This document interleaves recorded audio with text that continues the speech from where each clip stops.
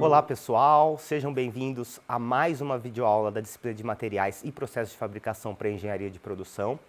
Nessa videoaula e nas próximas até o fim do curso, nós vamos trabalhar os processos de usinagem. São alguns dos mais importantes na área da indústria metalmecânica e dos mais variados, por isso vão merecer a nossa atenção pelas próximas 2 semanas. Nessa videoaula eu vou tratar de aspectos gerais sobre a usinagem e apresentar os principais processos para vocês. Vamos iniciar então discutindo os princípios básicos da usinagem, né? Então a usinagem é uma operação que envolve conferir formato à peça, forma à peça, dimensões específicas, assim como outros que a gente viu, conformação, fundição, só que envolve a produção de cavaco. Então esse cavaco é uma porção do material que vai ser retirada aos poucos, subtraindo, reduzindo o material, a peça inicial. Esse cavaco tem forma irregular, ou seja, ele não é especificado em projeto, e você vai retirando o material, cortando, cisalhando a peça original aos poucos. Esse é o princípio básico da usinagem. Formação de cavaco, esse cavaco são pequenas partes, tem forma irregular e existe essa remoção principalmente pela interferência entre ferramenta e peça. Alguns exemplos ilustrativos de usinagem de cavacos para vocês. Essa primeira figura aqui mostra a ferramenta usinando essa chave aqui e liberando cavacos, né? Logicamente que essa aqui é uma imagem apenas ilustrativa para vocês verem o processo de corte e de retirada de cavacos. Aqui nós temos cavacos metálicos, alguns mais contínuos, vejam esse aqui mais helicoidal, formato de fio de telefone todo enrolado, alguns mais lamelares, um pouco mais curvados, não tão contínuos, e cavacos de madeira também, que são retirados na marcenaria ao você usinar madeira.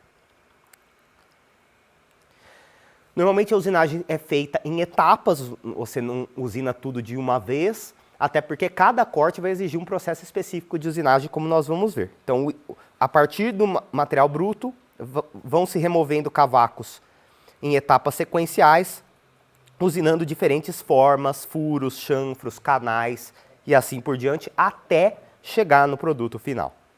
Então, usinagens sucessivas, portanto. Usinagem é um processo extremamente importante, ele é usado para dar acabamento na maioria das peças finais, principalmente acabamento superficial, para fazer furos, rebachos, furos passantes, rosqueados. É um processo muito utilizado na indústria, né? 80% dos furos são feitos por usinagem. Vocês sabem que pode fazer furo na fundição, por conformação e de várias outras formas, mas principalmente por usinagem. Engrenagens para transmissão, componentes da indústria aeroespacial, a maioria dos processos são feitos em usinagem. Então, um processo bastante versátil, desde dar forma até fazer o acabamento das peças finais. Produz tanto as próprias ferramentas, moldes para conformação, por exemplo, para fundição, moldes metálicos, são feitos por usinagem também. Então, um processo bastante importante. Como eu disse para vocês, o princípio básico da usinagem é a interação, a interferência entre uma ferramenta e uma peça, né? Essa ferramenta é de um material mais duro, mais resistente do que a peça e acaba fazendo o corte dela, né? Então, portanto, para estudar a usinagem, você precisa saber um pouco sobre aspectos de mecânica, força, profundidade de corte, ângulo de corte, assim por diante, a propriedade dos materiais, que o material pode ser mais ou menos resistente ao corte, ao cisalhamento, e termodinâmica, porque a interação entre a ferramenta e a peça, metal contra metal, também gera calor, e isso precisa ser trabalhado, tá? Os processos de usinagem, como eu falei para vocês, vejam que lista extensa, né?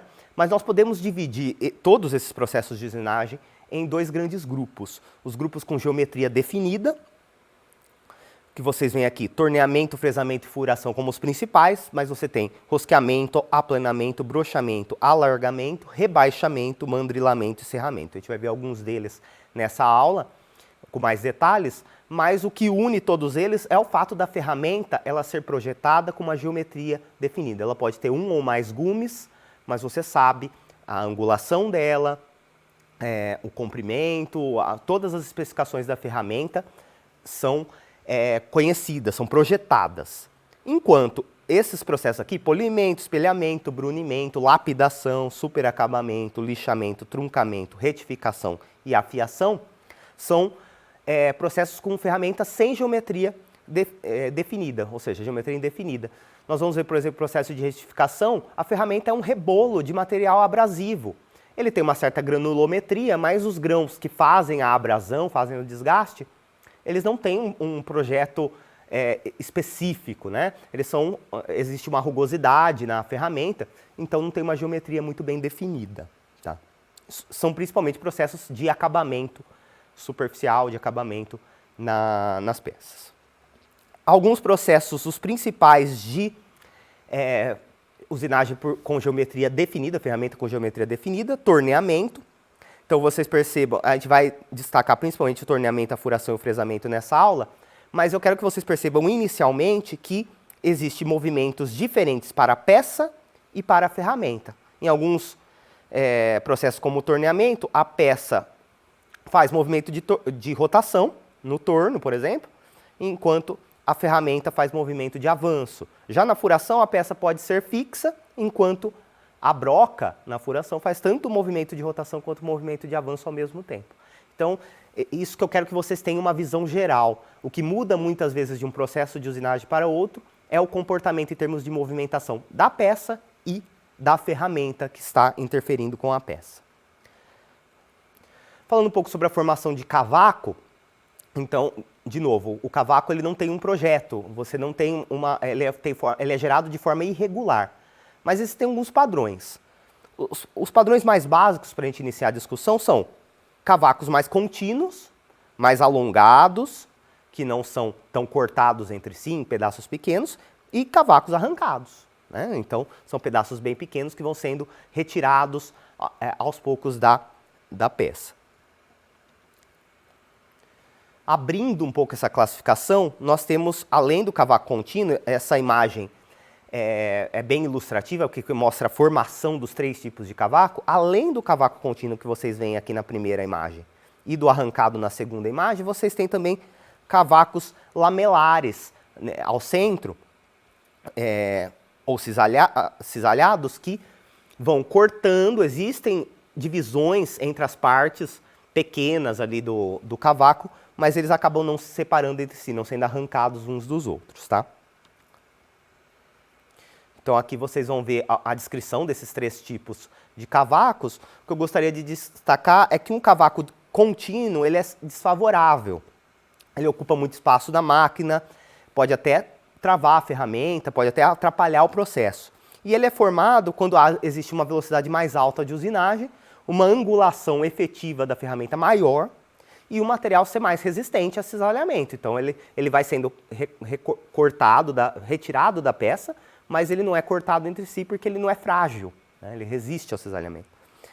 Nós temos o cavaco lamelar ou cisalhado, um material que é mais maleável, você consegue produzir ele, e as formas então são curvilíneas e muitas vezes apresenta ligação entre esses pedaços, esses cavacos, né? E por fim o cavaco arrancado, o material ele é mais frágil, ele é pouco dúctil, né? Então ele deforma pouco antes de se romper, e aí vai formando esses cavacos extremamente pequenos, quase pulverizados, né? Eles possuem pouco volume, são escoados da máquina com mais facilidade, porém pode incrustar nas guias da máquina, isso pode causar danos ao ferramental, ao equipamento. Então, nessa imagem que nós vamos ver aqui, você tem que os cavacos mais contínuos, sejam eles em fita, emaranhado ou hélice, são mais desfavoráveis. Enquanto você tem os muito arrancados também médio, né, no sentido de dano, no sentido de recomendação. Os mais favoráveis, então, seriam cavacos com hélice curta, hélice espiral ou espiralados. Tá? São os mais recomendados a serem produzidos. Lembrando que quanto maior a profundidade de corte, também menos quebradiço o cavaco, você vai ter cavacos mais contínuos, tá? Vamos então, nessa segunda parte da aula, analisar os principais métodos de usinagem. Vamos começar pelo torneamento. Então, o torneamento ele é usado para fazer superfícies de revolução. Então, como a peça gira e a ferramenta ela corta, uma ferramenta normalmente monocortante com um gume só, ela vai avançando, ela vai formando superfícies de revolução, cilíndricas, cônicas, em torno da peça que é girada no torno, certo? Então, a máquina ferramenta é o torno e existem diferentes modalidades. Vamos dar uma olhada nas figuras relacionadas, né? Primeiro aqui eu gostaria de mostrar o esquema para vocês e os parâmetros principais de corte. Então, no caso, a peça roda, a peça está em rotação e a ferramenta de corte avança. E aí você tem como os principais parâmetros a velocidade de corte, a velocidade de rotação, a velocidade de avanço e a profundidade do corte necessário. Vejam a variedade de tipos de torneamento que você tem para fazer perfis, para fazer superfícies cilíndricas, superfícies cônicas, perfis diversos, chanfros, rebachos, rosqueamento, dá para fazer rosqueamento de outras formas também, além de torneamento, e para tornear superfícies internas à peça. A gente vai ver também o mandrilamento, que também é uma forma de fazer superfícies de revolução aqui, internas, tá? Então, muita variedade de processos de torneamento. Então, como eu falei, o mandrilamento é uma operação semelhante ao torneamento. É uma ferramenta também de um gume só que a peça aqui, nesse caso, é fixa. E a ferramenta é que faz a revolução, ela roda cortando internamente a peça e formando uma superfície de revolução internamente à peça, tá? Então, normalmente já existe um orifício, já existe um furo dentro da peça, uma cavidade, e aí você só faz o acabamento ou corte da revolução, da superfície de revolução por dentro, né? Aqui, com essas figuras, com essas imagens, fica bem mais fácil de entender o processo de mandrilação, né? A ferramenta vai girando por dentro aqui e formando a superfície internamente, de maneira semelhante até ao torneamento. No aplanamento, a gente também tem uma ferramenta monocortante, né, com um gume só que o movimento é linear alternativo. Então, ele é de vai e vem. A ferramenta, ao avançar, ela sai cortando, depois ela volta e vai desbastando a peça. Pode ser no sentido horizontal ou vertical. Então, vejam aqui 2 exemplos em plana limadora, que é o equipamento, a ferramenta, ou plana de mesa. Falar um pouco de furação, que é bastante conhecido de todos nós. Então, tem a ferramenta que é chamada de broca, normalmente ela tem 2 gumes, e ela forma uma cavidade cilíndrica na peça, um furo, né? Então, qual que é o movimento? Combinação de rotação e deslocamento pela ferramenta, ao longo do eixo do furo. Existem vários tipos de furação também, o alargamento, fazer rebachos, pode ter uma furação mais cônica, fazer o rosqueamento também interno do furo e assim por diante. Mais um processo, nós temos o fresamento. O fresamento, ele também é um processo bastante variado, né? Aí é uma ferramenta com múltiplos gumes e ela executa um movimento rotativo também, a ferramenta, e ela é pressionada contra a peça, que a peça também avança, ela movimenta. Então a fresa ela rotaciona e a peça movimenta-se durante o processo, para fazer diferentes superfícies, né, usinadas, sejam elas planas ou curvas. Então existe uma variedade grande, é um processo bastante flexível, mas existe uma classificação básica de usinagem, que é o fresamento vertical, também chamado de fresamento formal. Você vê que o eixo da fresa, ele é perpendicular à peça. Aqui no fresamento horizontal ou periférico, o eixo ele é paralelo à peça, por isso que os gumes, vocês estão vendo aqui, eles estão posicionados horizontalmente. A peça no eixo dela está posicionada horizontalmente. Para fazer diferentes tipos de superfícies e canais, né, planos ou curvos.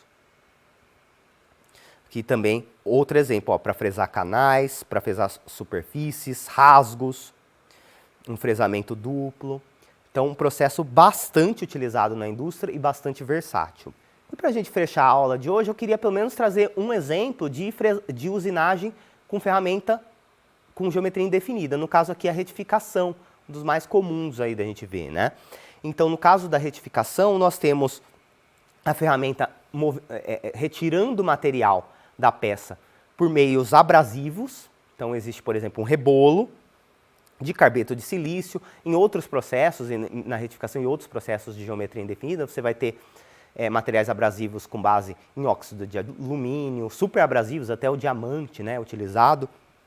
Então, a ação desses grãos abrasivos vão desgastando, desbastando, tirando pequenas partes da peça, formando um acabamento superficial com uma precisão dimensional muito grande, né? Então, por isso que esses processos de usinagem são feitos mais ao fim, né, do processo.